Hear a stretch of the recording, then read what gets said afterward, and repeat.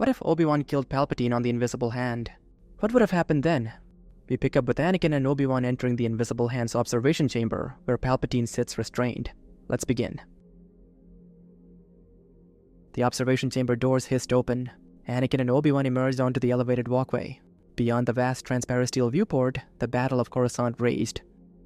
"The Chancellor," Anakin said from the platform, looking down at the bound figure. "Oh, Anakin, you're right. That is the Chancellor." Obi-Wan's voice dripped with acid. "I thought that was your dead mother for a moment. Thanks for clearing that up."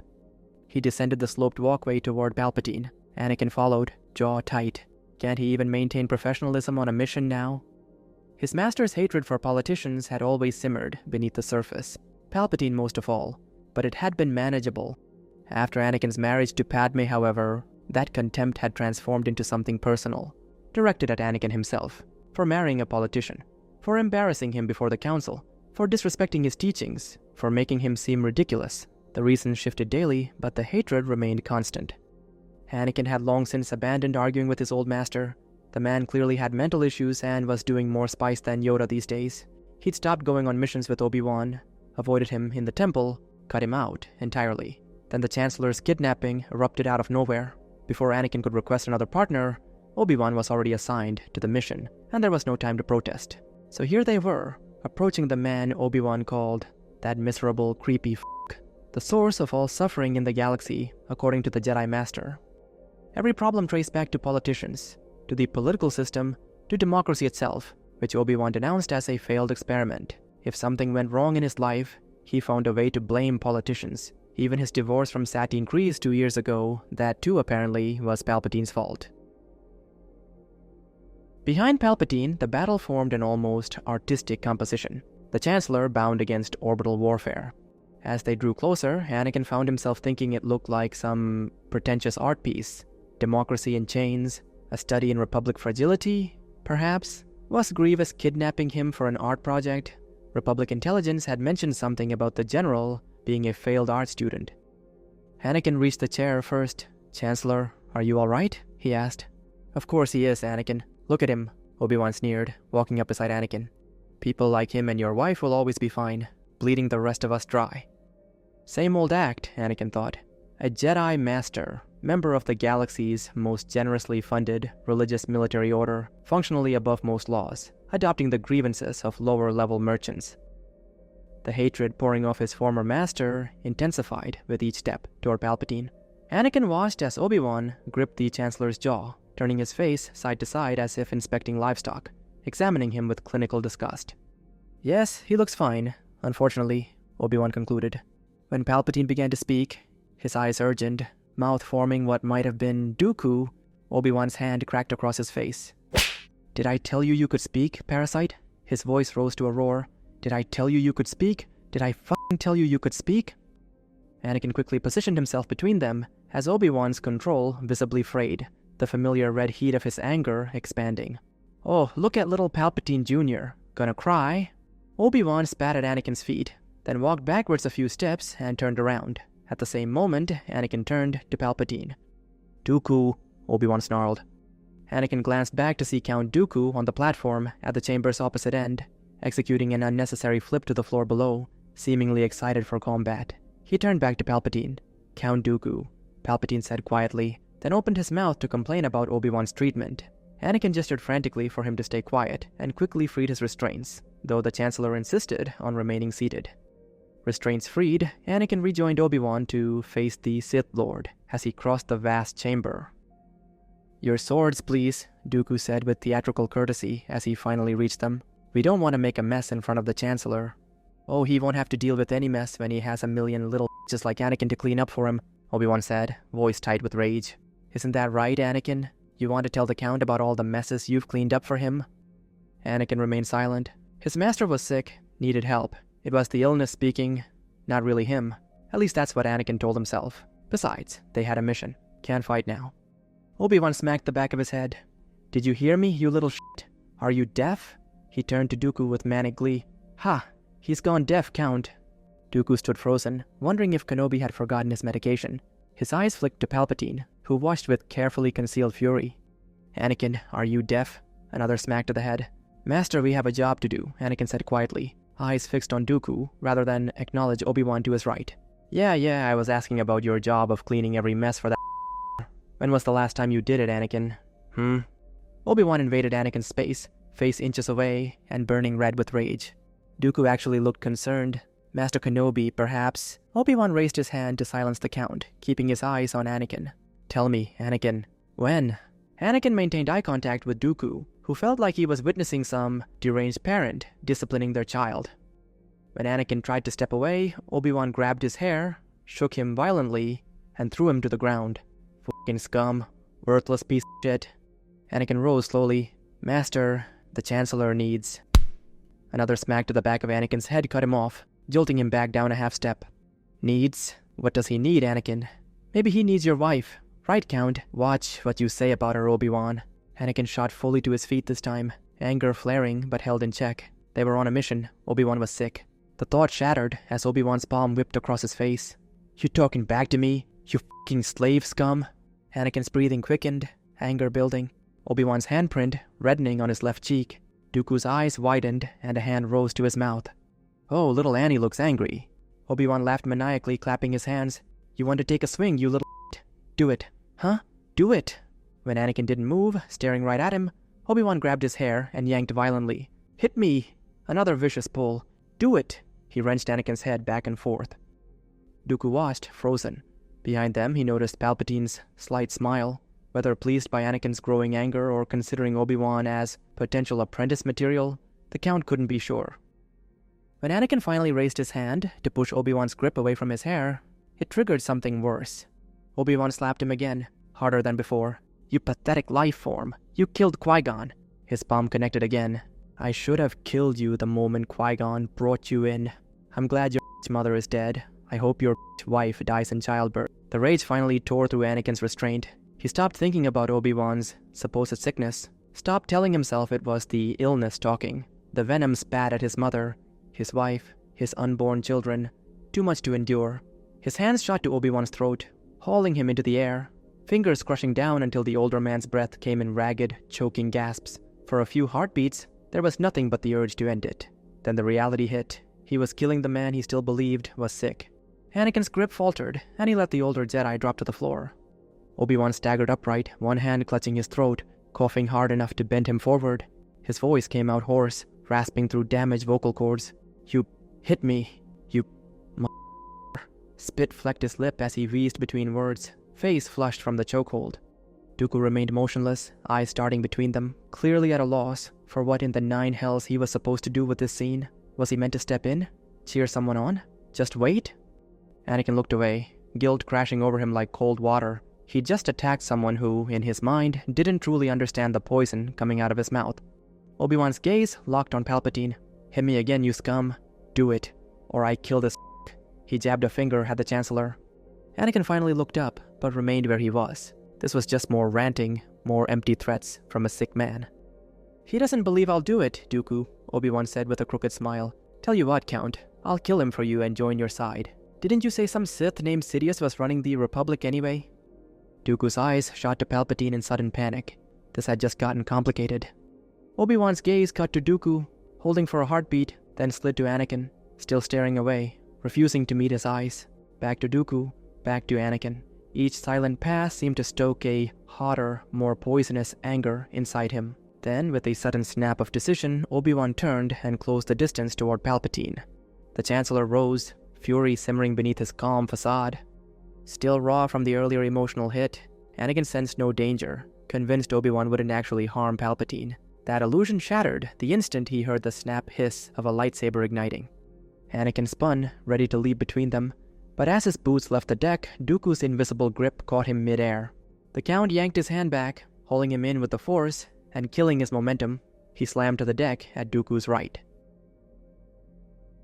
Dooku knew exactly what Obi-Wan was about to do, strike at Palpatine, and to him it was as if the Force itself had just thrown a door wide open. Let Obi-Wan attack. Palpatine would kill him, of course, and when he did, revealing himself as a Sith in the process, Anakin would face an unbearable truth. His mentor dead, his father figure exposed as the enemy. Dooku knew the boy's nature. He loved without reservation and hated with equal intensity. That rage would find its target in the Chancellor all on its own, and Dooku would be there to channel it, to shape it into something useful. Because Palpatine had to go now. Obi-Wan had just exposed that Dooku once told him about Darth Sidious controlling the Republic, a revelation the Count had never imagined would reach Sidious's ears. He'd been certain it wouldn't. The Jedi were deeply suspicious of the Senate, especially of anyone in Palpatine's orbit, and they'd keep such intelligence locked within the Council. Their distrust of Anakin's closeness to the Chancellor only reinforced that secrecy. In Dooku's mind, the warning would have died in those chambers, buried and forgotten. But now it hadn't, and if Palpatine lived, Dooku's own death was inevitable. So why not turn this complication into an opportunity? The moment Palpatine struck Obi-Wan down, Dooku would shout the truth in feigned horror, that the Chancellor was the Sith controlling the Republic he'd warned Obi-Wan about. Any resentment Anakin harbored for being prevented from intervening would vanish instantly. After all, Dooku had unknowingly let Obi-Wan's attack expose the truth. The boy would attack Palpatine on the spot, and Dooku would join him, striking alongside Skywalker to bring Sidious down. After Palpatine becomes a corpse, Dooku would craft the story for Anakin, claiming he'd embraced the dark, only to save the Republic from a hidden Sith, that everything he had done was part of a grand plan to draw the Sith out, never realizing it was the Chancellor until now. He would present himself as the man who ended the war, tell Anakin whatever he needed to hear, and agree to peace talks with Padme. In truth, he had never wanted this war in the first place. That had been Palpatine's path, not his. Dooku's own vision had always been quieter, slower, gradual assimilation. Lead the Separatists into a new era, offer better deals, cleaner governance, pull worlds away from the Republic one by one, until it rotted into nothing. Corruption gone, the Republic dead, all without firing another shot. Whether this sudden opportunity with Anakin was the Force showing him the opening, or just the sharpened clarity from the experimental drugs he'd been using to slow his cognitive decline, Dooku couldn't say. But either way, he saw it now, and it was perfect. Obi-Wan's blade came up. Palpatine, unwilling to die for the sake of his deception, answered with a snarl and a burst of violet force lightning. The crackling energy slammed into Obi-Wan, filling the chamber with the hiss and snap of raw power. "No!" Anakin shouted as the bolts tore into his master. At first, he registered only Obi-Wan's agony, and then, in the same breath, the realization hit. Palpatine was a Sith. Anakin charged forward to intervene, but Palpatine barely spared him a glance. A flick of the Chancellor's eye sent him hurtling backward through the air. He hit the deck near Dooku, the Count subtly guiding his fall just enough to keep him from hitting too hard. He needed Skywalker conscious, angry, and ready to fight. "He can't be saved," Dooku said evenly. "Palpatine is the Sith Lord I warned Obi-Wan about." He delivered the line as if the revelation were news to him. Anakin ignored the warning, muscles tensing as he prepared to leap to Obi-Wan's aid again. And that was when they both felt it. A sudden swell of rage inside the Jedi Master, growing stronger even as the lightning ripped through him. Anakin froze mid-step, sensing it as clearly as Dooku did. Obi-Wan was rising. His hatred for politicians sharpened his focus, fed his strength. Ancient Sith texts taught that Force lightning was born from hatred, the raw energy of loathing given form. To master it, a Sith had to first endure its tendrils, then channel the agony into precision, learning to shape pain into a weapon. Obi-Wan mastered it in that instant, driven by nothing but his pure, burning loathing for Palpatine. Anakin and Dooku watched as he straightened to his full height, red Force lightning erupting from his fingertips, the most venomous, hate-forged form of the art. Red slammed into blue, their energies colliding in a glare too fierce to look at directly. "What's happening?" Anakin asked. "I don't know," Dooku admitted. Both Palpatine and Obi-Wan made increasingly bizarre noises as they intensified their attacks. The chamber thickened with smoke that reeked of burnt hair. The energy spilled to a blinding crescendo until, slowly, they began to fade. Palpatine fell first, smoke curling off his body, his face sagging and melting like heated wax. Obi-Wan collapsed next, his eyes apparently having exploded from the sheer, brain-melting hatred that had been keeping him upright. Both lay dead where they'd fallen, smoke still curling from their bodies. Anakin scrambled to Obi-Wan's side and dropped beside him, his eyes beginning to well. Dooku stood over them, momentarily speechless. Obi-Wan had manifested Force lightning, the red variant no less, the most venomous form of the art, and actually killed a Sith Lord with it. But there was no time to process this impossibility. The next phase required immediate attention. "Master Kenobi is with the Force now," Dooku said to the kneeling Anakin, his tone clinical. The man was poison. though I suppose his hatred finally served a purpose at the end. Anakin's jaw locked rigid. He was sick. He needed treatment, not this. No. Dooku's response was immediate and sharp. He didn't need treatment. He needed accountability. Just like Qui-Gon when he chose spice and violence. These weren't symptoms of illness, Skywalker. They were decisions. Conscious, deliberate decisions. Anakin looked away, still trying to hold on to his version of events, but Dooku pressed on, his voice steady and persuasive as he laid out his vision. Obi-Wan and Palpatine were gone. That was an opportunity. No one knew Dooku had been aboard. They could claim Grievous killed them both, acting without authorization like the rabid dog he was.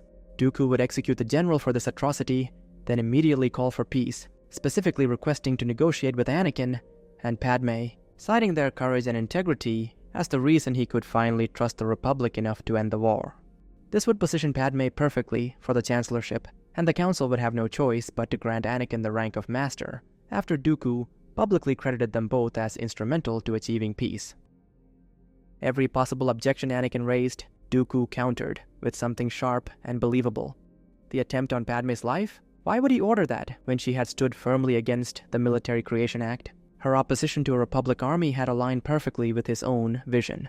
Eliminating her would have been self-defeating. No, that attack had served Palpatine's agenda, or perhaps even Obi-Wan's, given how openly he despised her. Geonosis? That hadn't been his doing. The Geonosians had captured them. It was part of an uneasy alliance he'd forged with them, a necessary relationship if he was to keep building separatist support while keeping his ultimate plan, the destruction of the Sith, hidden. To keep the Geonosians on his side, he'd allowed their little spectacle to play out in the arena, political theater, to satisfy Poggle's pride. But killing the prisoners? That was never on the table. It would have ruined the separatist image in the eyes of the galaxy. The creatures in the arena weren't even a threat to humans. They fed only on Geonosians. The whole display was staged so he could later call it off, publicly show mercy, and present the separatists as civilized, not psychopathic. And then he shifted the angle. Telling the full truth, Dooku said, would help no one. If the galaxy learned what had really happened, the Senate would look weak for letting a Sith control the Republic right under their noses. The Jedi would look worse, fools who never saw what was in front of them. And Obi-Wan's last shred of dignity would be gone, remembered not as a master who fell in battle, but as a bitter man who turned to the dark. Better to give the galaxy a cleaner ending, preserve stability, spare the institutions from scandal, spare Obi-Wan from complete disgrace. The new medication was working wonders. Dooku's mind moved with surgical precision, tailoring every point to exactly what Anakin needed to hear. Gradually the boy's anger cooled and his resistance eroded. He wanted to believe, and Dooku gave him no gaps to doubt. At last Anakin reached down and took Obi-Wan's lightsaber from the floor, the gesture carrying more finality than words could. Dooku watched in silence, already thinking how well the weapon would serve their narrative. Without another word, they moved together toward the command bridge, cutting down General Grievous and his crew in a swift, brutal assault. When it was over, Dooku calmly removed Grievous's head, tucking it into a carry case for the next stage of their plan. Only then did they part ways. Anakin delivered the official story back on Coruscant.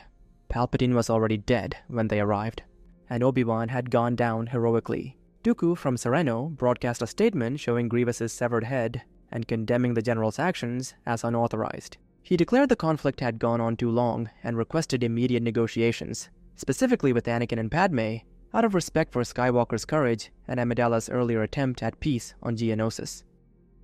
The talks went exactly as they'd planned. The treaty was signed. Padme became Chancellor. Anakin was granted the rank of Master. In the days after, Anakin tried to give Obi-Wan's lightsaber to Corky Kryze, thinking the son should have his father's weapon. Neither Corky nor Satine wanted it, calling Kenobi that maniac, so he kept it. Luke and Leia were born barely a week later, and were promptly sent to Naboo to be raised by Padme's sister, Sola. With the war over, Padme now serving as Chancellor, Anakin a permanent council member and Master, and both of their schedules suddenly empty, they found themselves dangerously bored. One Tuesday morning at 10 a.m., slightly drunk, they decided to test what would happen if you put a lightsaber in the oven, specifically Obi-Wan's saber, which no one had wanted. The resulting explosion obliterated half the furnishings in her penthouse kitchen. Luckily, no one was hurt, though they had to live in 500 Republica for a few weeks while repairs were made. All on the Republic's credit, of course. As for Dooku, he wasted no time seizing full control of the Separatists, his first act being to have every other leader quietly bombed, and the blame pinned squarely on Newt Gunray. Gunray was promptly executed. His last thought, true to habit, was calculating the life insurance payout his death would trigger. The realization that he couldn't collect it while dead struck him just as the blade did. With his rivals gone, Dooku began methodically laying the groundwork for a grand plan to lure Republic worlds to the Separatist cause, a process so slow it was projected to take decades. But victory left him with nothing immediate to do, and the new medication his doctor had prescribed had the unfortunate side effect of making him dangerously prone to boredom. One Tuesday morning at 10 a.m., while slightly drunk, he wondered what would happen if he put a lightsaber in the oven and turned it on. To find out, the Count gathered Grievous's entire collection, stuffed them into a massive oven, and began filming the experiment with childlike excitement. The chain reaction of detonating kyber cores vaporized a good portion of his castle and Dooku himself in a single blinding flash. And in the Force Netherworld, Obi-Wan continued his working-class hero act, ranting endlessly at Palpatine about politicians bleeding the galaxy dry. Palpatine yelled back. Everyone else actively avoided them.